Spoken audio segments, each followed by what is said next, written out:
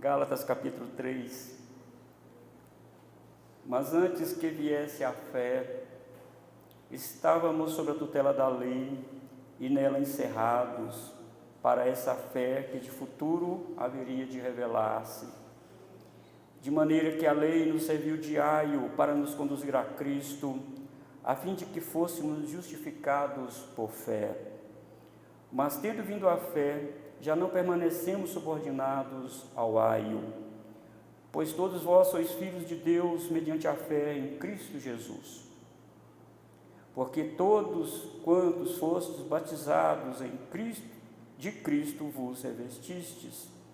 Dessarte não pode haver judeu nem grego, nem escravo, nem liberto, nem homem, nem mulher, porque todos vós sois um em Cristo Jesus. E se sois de Cristo, também sois descendentes de Abraão e herdeiros segundo a promessa.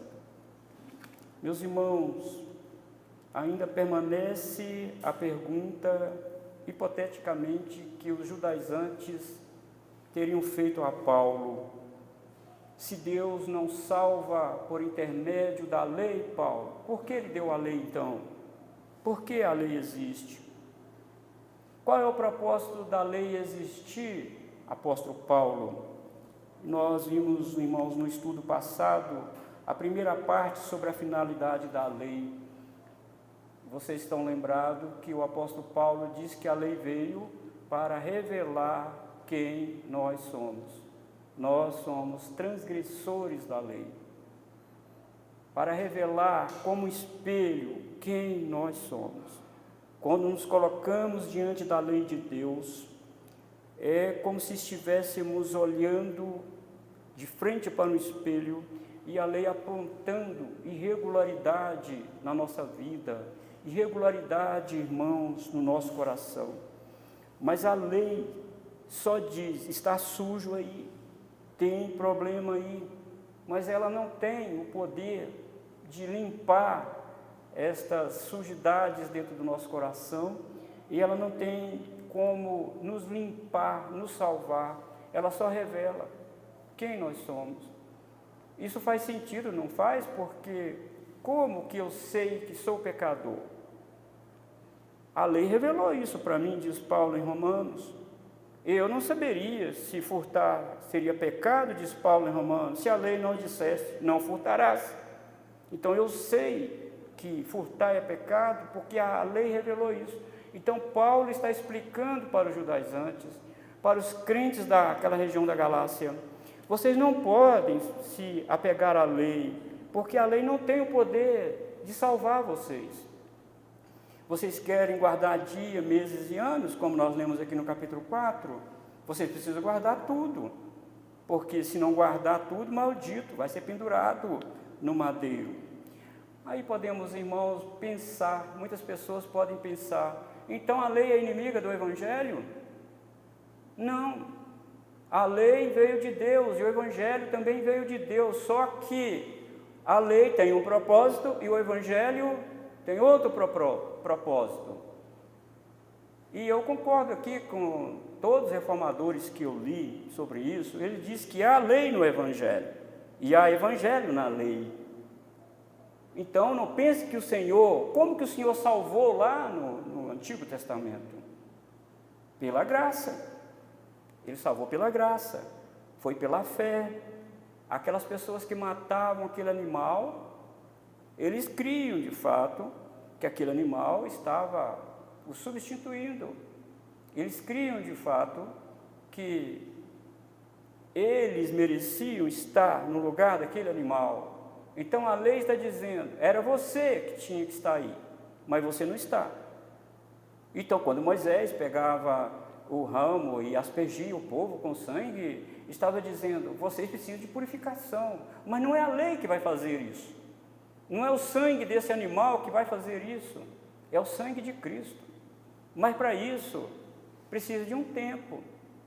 Ainda ele não veio. Então a lei serve também para colocar-nos debaixo de quem nós somos. Então, irmãos, quando você lê no Novo Testamento dizendo: você precisa amar, você precisa suportar, você precisa ter misericórdia. O que é isso? É lei. É a lei dizendo, você precisa fazer isso. Mas quando nós não fazemos perfeita e cabalmente isso, merecemos o quê? A morte. Mas por que não morremos? Porque o sangue de Jesus nos purifica de todo pecado, mas continua a lei. Então, o mandamento de amar não é afeição. Amar não é afeição e não é sentimento. Amar é um mandamento. Então, se não amar, não estamos cumprindo a lei. Isso que o Evangelho faz. Mas agora, nós vamos para a segunda parte terminar aqui a finalidade da lei.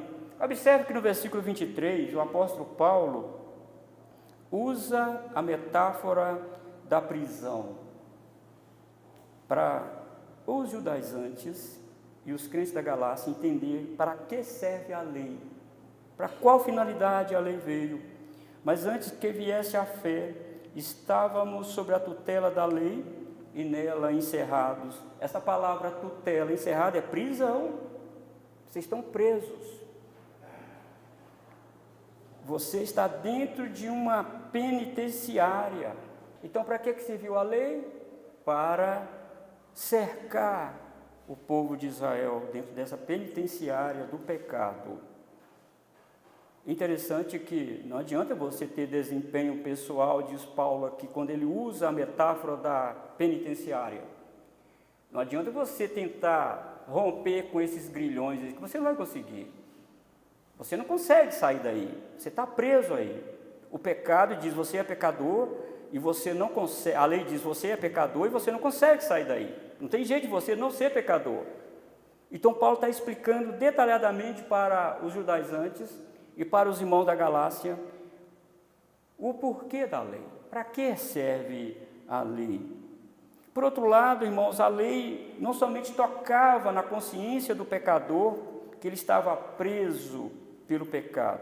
Se fosse assim, era somente punição, mas mais do que isso, a prisão do pecador debaixo do poder da lei era também uma proteção para ele. O pecador estava sob custódia, diz Paulo aqui, sob tutela da lei, como se fosse uma guarda militar, protegendo de qualquer ato hostil dos de fora. Nesse sentido, a lei mantém o homem seguro até que alguém venha com autoridade para abrir o cadeado da prisão e soltá-lo.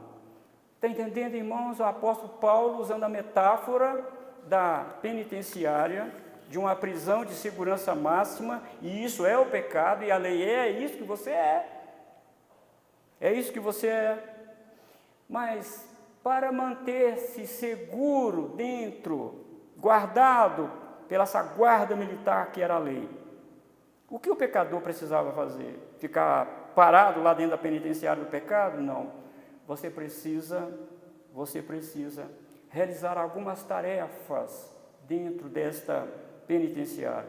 Procurar um sacerdote, levar uma vítima inocente para morrer no seu lugar. Esta é uma das suas tarefas que você está preso pela lei tem que fazer. Você não pode comer qualquer coisa. Há certos animais que você não pode comer. Mantém preso ali. Você precisa ir 3 vezes ao ano em Jerusalém para cultuar a Deus. Você precisa pegar, sim, este sangue do animal. Você, ao matar o animal, melhor dizendo, precisa tirar todo o sangue. Você não pode comer carne sufocada, não. Pode não. Está vendo, irmãos? Está trancado, mas precisa fazer alguma coisa. E você tem que dar, no mínimo, diz aí a lei, 10% de tudo que Deus te deu. No mínimo, 10% de tudo que Deus te deu para manter a tribo de Levi. Você tem que fazer algo. É necessário fazer algo. Então, quando Paulo fala da fé que seria revelada no futuro, ele quer dizer fé no Evangelho, na graça de Deus. Agora, nós fazemos tudo isso não porque estamos presos, diz Paulo. Chegou a fé que nos liberta. A fé em Jesus Cristo que nos liberta.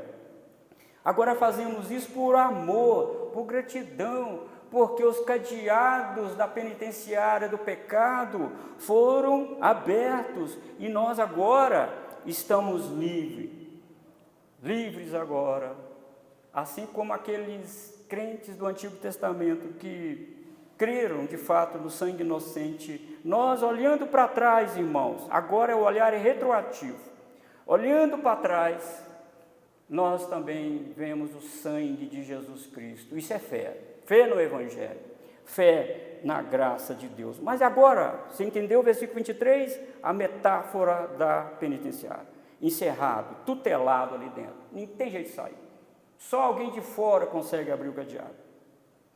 No versículo 24, Paulo continua usando mais metáfora, a metáfora da assistência educacional, de maneira que a lei nos serviu de aio para nos conduzir a Cristo. Irmãos, no mundo secular, principalmente na Grécia, o aio era um escravo que cuidava de crianças. Os ricos da Grécia antiga, inclusive também os judeus, tinham um escravo. Não pense você que eu preciso levar você lá atrás, lá no primeiro século, ou antes um pouco, porque a escravidão não era por cor da pele.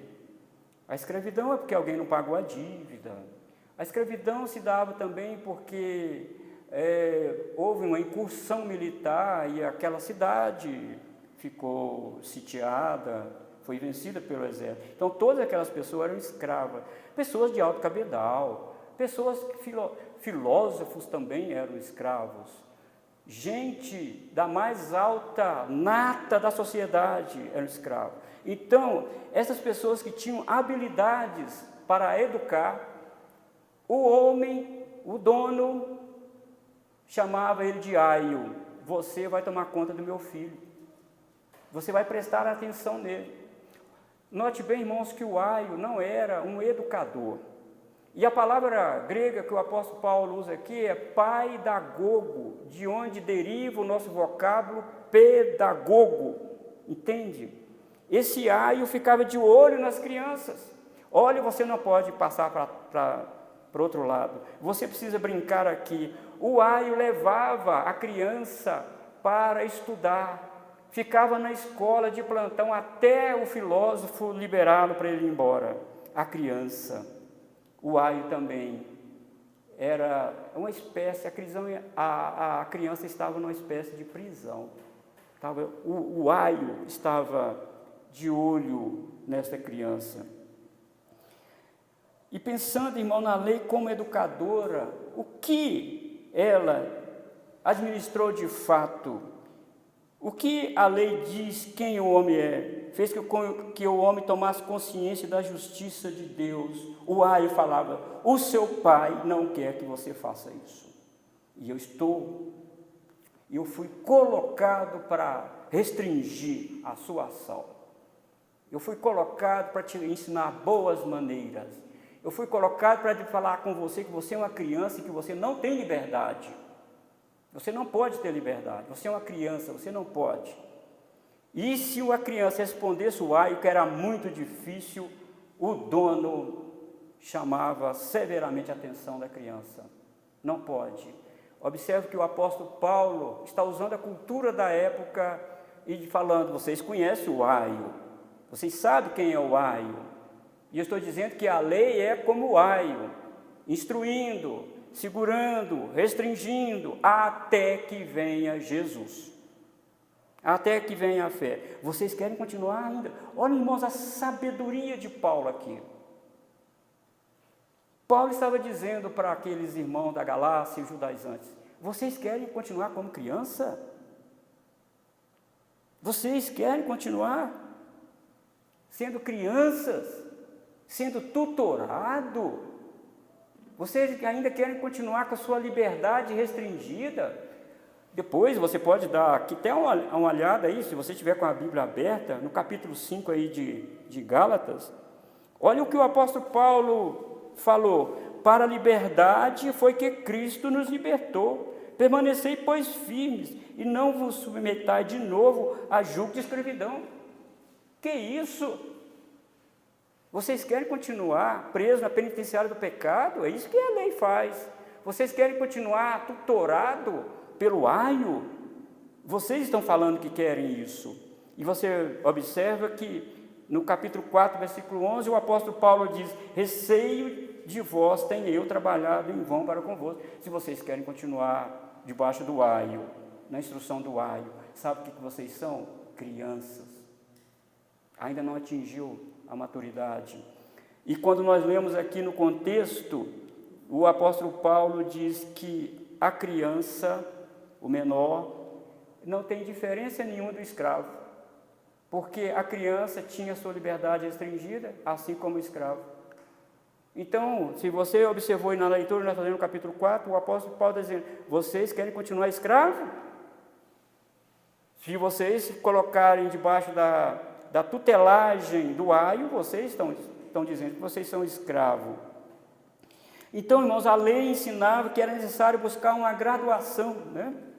Olha, você não pode ficar só debaixo do ABC da teologia, da fé.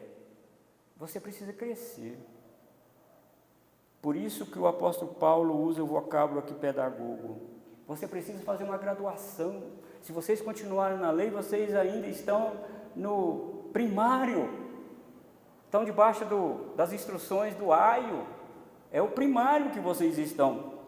E ele chama aqui no versículo 4, capítulo 4, versículo 3, de rudimentos do mundo. Quer dizer, um ensino elementar, básico, o basicão. Vocês querem continuar desta forma? E não é à toa que o apóstolo Paulo, em Colossenses capítulo 2, versículo 3, ele diz que em Cristo estão escondidos todos os tesouros da sabedoria e do entendimento. O aio não vai te dar isso, a lei não vai te dar isso. Faz uma graduação, vai para Cristo, faz um doutorado na vida cristã. Irmãos, é isso. A lei estava mostrando que existe um padrão muito alto. Existe sim um padrão. Então, se era uma criança e se era o aio, o que o apóstolo Paulo estava dizendo? Olha, isso é temporário, a criança está crescendo. Dia a dia ela está crescendo. Daqui a pouco, ela não é mais uma criança. E o aio perdeu, como nós dizíamos no interior, a serventia. O aio agora está dispensado. Não tem. A criança agora é um pré-adolescente. Ele não está mais debaixo do aio. É isso que nós vamos ver no próximo estudo, no capítulo 4. E vai agora herdar. Agora ele é herdeiro de Abraão, agora ele é herdeiro de Deus, agora ele é o herdeiro do Senhor. Então é isso, irmãos. Então, versículo 25, o apóstolo Paulo diz: mas tendo vindo a fé, já não permanecemos subordinados ao aio. Agora chegou a fase adulta. Ele usa aqui a metáfora dessa fase adulta. Não precisamos mais de um pedagogo, está dizendo o apóstolo Paulo para os crentes da Galácia e para nós, irmãos, eu queria deixar um recado aqui, uma mensagem aqui para os irmãos que ainda acham que podem se salvar fazendo obras. Eu preciso da graça de Deus e fazer mais alguma coisa para ser salvo. Ô meu querido, ô pastor, você que está ensinando isso, você está ensinando uma heresia. Terminou a fase do aio. Tira essa igreja dessa infantilidade teológica e maturidade cristã. Leva essa igreja para herdar as bênçãos de Cristo. Leva esta igreja a ter relação mais íntima com o Senhor Jesus Cristo. Terminou o aio, diz o apóstolo Paulo aqui. Não tem mais serventia mais aqui para nós. O apóstolo Paulo está dizendo para aqueles irmãos: ô israelitas, ô crentes judaizantes, vocês eram crianças, a lei está dizendo que vocês eram crianças, vocês estavam debaixo do aio, mas agora Jesus veio, Ele é o tesouro, Ele é a fonte de toda a sabedoria e do conhecimento. Saiam debaixo da tutoragem do aio. Ô meus irmãos da Galácia, Ô meus irmãos de Betim, de toda a cidade, ô você não é mais criança, você não precisa fazer margem no seu caderninho, nem fazer pintura, gravura e mostrar à professora. O aio, a fase do aio passou, você cresceu. Oh, mas que bom seria isso, não é? Mas não, tem muitos crentes ainda, muitas denominações, ensinando os crentes a colorir, como fosse criança. Fazer margem no caderno. O pedagogo, né? Faz margem. Meu neto está aí, o Gustavo. Então eu ajudo ele a fazer o para casa. E tem que fazer lá a margem no caderno, porque senão a professora acha ruim. Você não fez a margem, deixa o recado lá. Né? Eu ajudei a fazer o para casa e a margem lá no caderno. Né?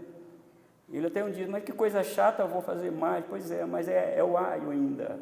Calma, você vai passar essa fase de fazer margem de caderno e pintar, né? As meninas ainda mais, né? As meninas fazem florzinhas aí no canto e mais, né? É o que Paulo está dizendo. Faça uma graduação. Chegou a fé, chegou Jesus. Esqueça o abecedário, esqueça os rudimentos, esqueça. Queridos irmãos, é triste a gente falar isso, mas há certas doutrinas que parece que nem podemos falar na igreja. Isso é pesado demais, pastor. Eu estava lendo hoje um livro do Spurgeon, ele falando sobre a doutrina da graça, no seu livro, e ele diz: você quer saber se um crente é egoísta ou ele alcançou uma maturidade? Você quer saber se um crente ainda mantém dentro dele o orgulho? Diga a ele que quem tem autoridade sobre a salvação é Deus. Quem decide é Deus. Se ele achar ruim, ele está ainda debaixo do aio. Ele é orgulhoso. Ele quer ter a primazia. Irmãos, finalizando a carta, Pedro disse lá: antes crescei na graça e no conhecimento do nosso Senhor Jesus Cristo. Então o apóstolo Paulo está dizendo para aqueles irmãos, e o Espírito Santo nos diz aqui nessa noite: sai fora do aio. Não existe mais aio, não existe mais a lei para salvar. Então, para que a lei serve? Eu gostaria de colocar aqui rapidamente 3 funções da lei segundo a Reforma Protestante, segundo a Bíblia.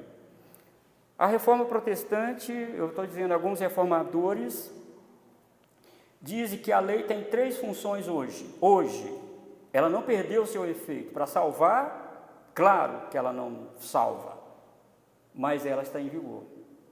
Então, observe que não é só para a igreja, é para todos a lei de Deus. O uso político-civil da lei, diz os reformadores, inclusive Louis Berkhoff,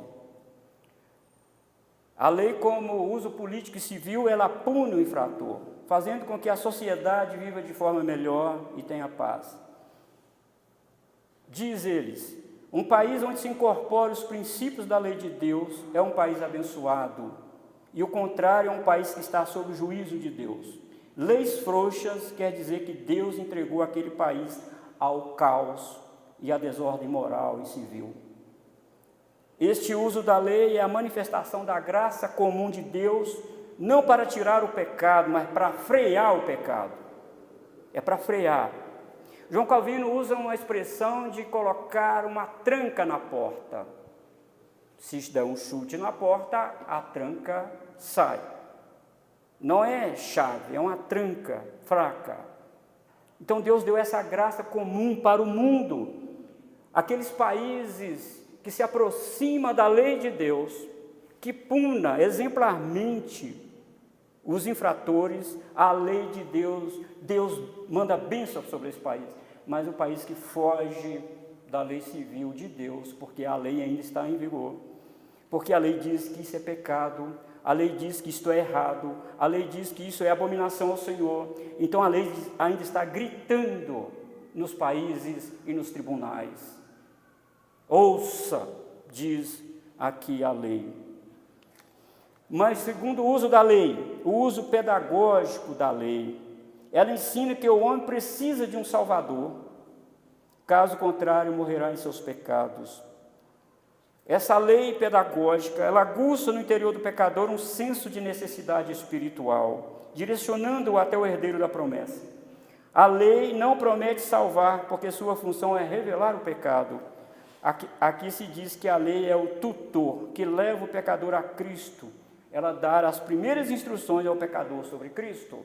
O uso civil e político da lei e o uso pedagógico. Quando nós pregamos o Evangelho, qual é a primeira coisa que nós devemos fazer? Pregar a lei.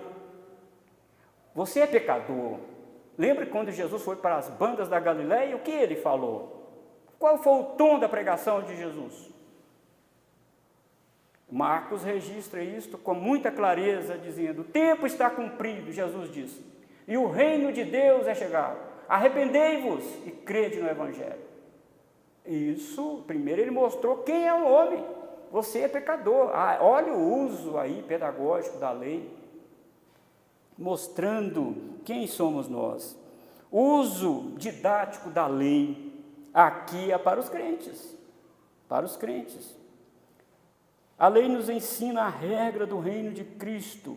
Ela nos ensina como servir a Cristo no mundo completamente insubordinado a Deus. E depois que Cristo veio, a lei continua martelando na nossa mente sobre a necessidade de pedir perdão e voltar a Cristo. Aquele momento de confissão de pecado que nós temos no culto é o quê? É o momento, é o uso didático da lei. Olha, você fez isso hoje. Sabe quem está fazendo isso? A lei. Ela tem função de salvar? Não, ela martela no meu coração, na minha mente. Você pecou. Você precisa consertar isso. Você precisa voltar ao Senhor. Entenderam, irmãos? O uso político e civil da lei, o uso pedagógico da lei e o uso didático da lei.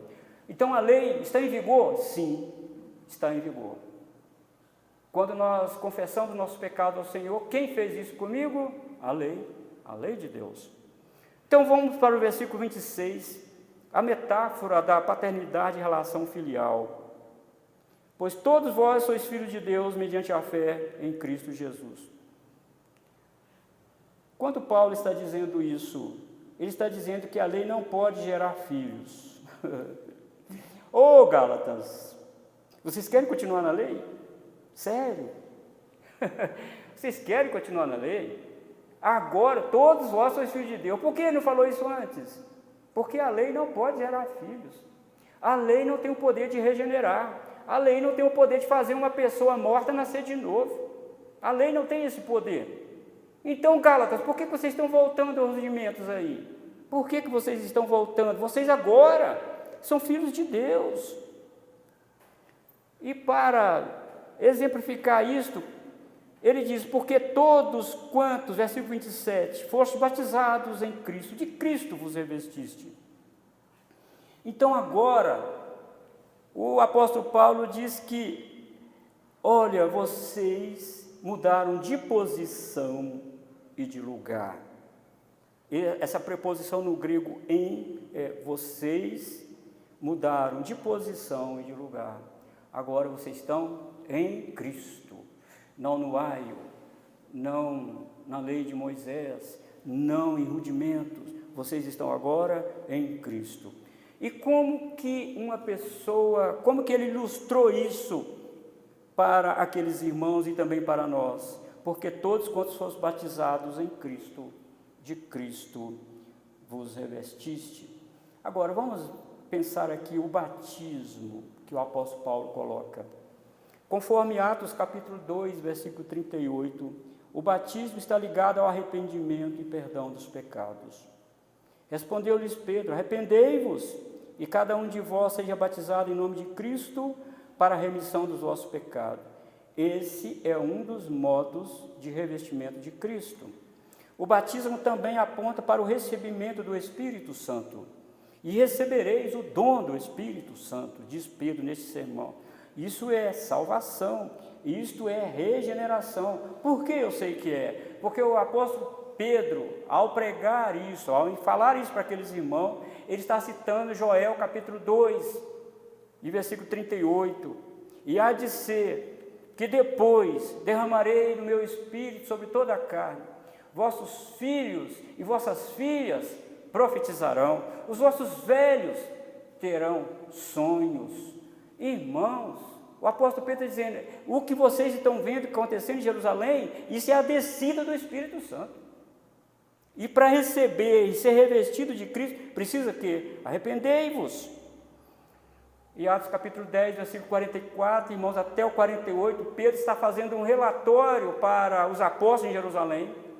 E ele está dizendo, olha, aconteceu a mesma coisa com os gentios, igual nós em Jerusalém. Eu estava lá, eu estava pregando quando caiu o Espírito Santo sobre eles, diz Pedro. E ele diz ainda, foi derramado o Espírito Santo sobre eles. Então essa é a maneira do Novo Testamento dizer que as vestes de Adão foram tiradas. As vestes de Adão foram tiradas e o Senhor Jesus trouxe o quê? Vestes de justiça para nós. Agora nós estamos revestidos de Cristo. Irmãos, é maravilhoso isso.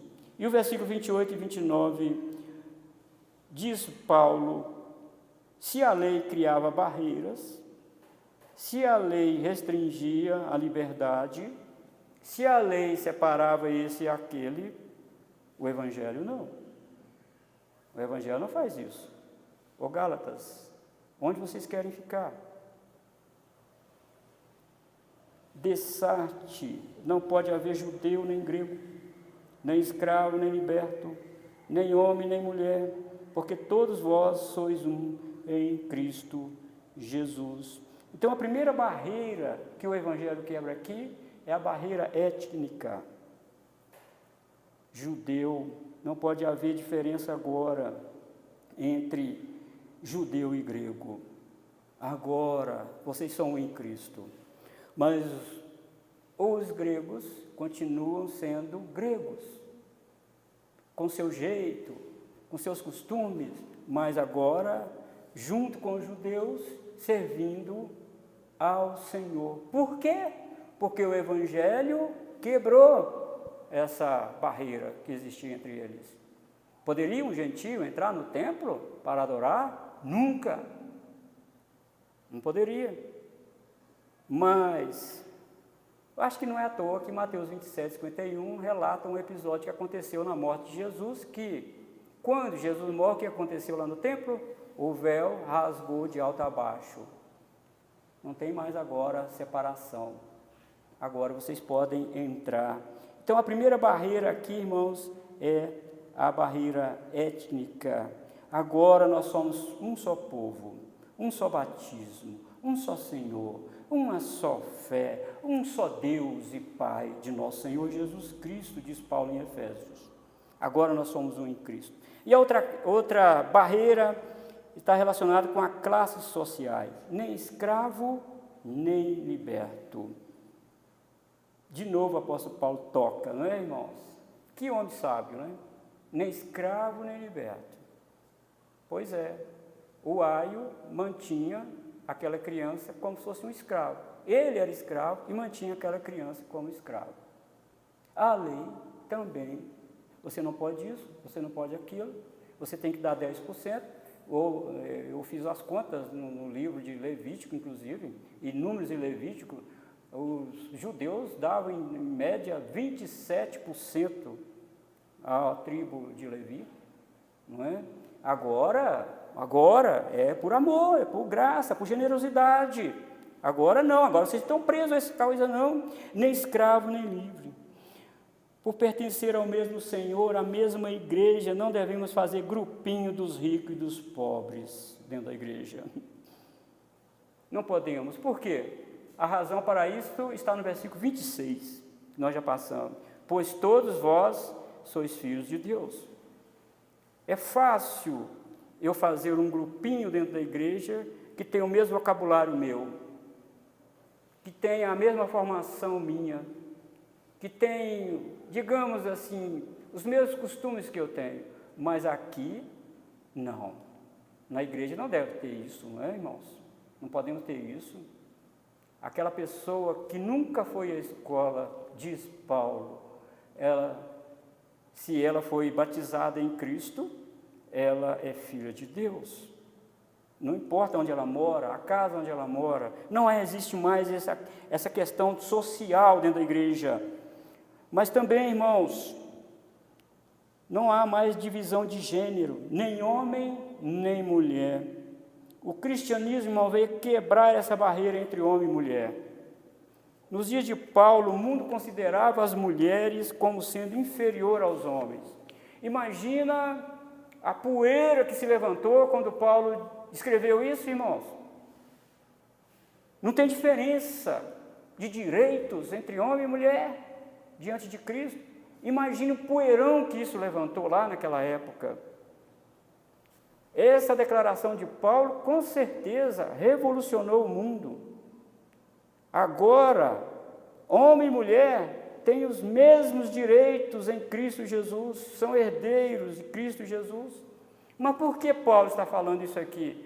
Porque no antigo regime judaico, o primogênito, não primogênita, herdava quase tudo da família.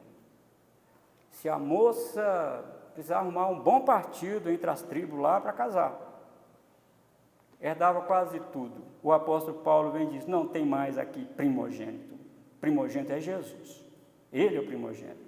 Por isso que ele fala aqui, irmãos, que e se sois de Cristo, versículo 29, também sois descendentes de Abraão e herdeiros segundo a promessa. Então, voltando lá, irmãos, no livro do profeta Joel, essa promessa é para quem? Para vós e vossos filhos. O selo do Espírito Santo. E como que eu recebo esse sinal visível do selo do Espírito Santo? Recebendo a água do batismo. É isso, irmãos, que Deus nos ajude. Que o Senhor ajude as igrejas a entender isso. Que o Senhor dê entendimento aos pastores para não colocar esse jugo em cima dos crentes. Não, nós não estamos mais debaixo da lei, mas da graça. Nós agora não precisamos mais de um aio, um instrutor, um pai da Google, pedagogo. Nós agora temos Jesus, onde todos os tesouros da sabedoria e do conhecimento estão ocultos. Mas quem tem Jesus é herdeiro de Deus, junto com Abraão.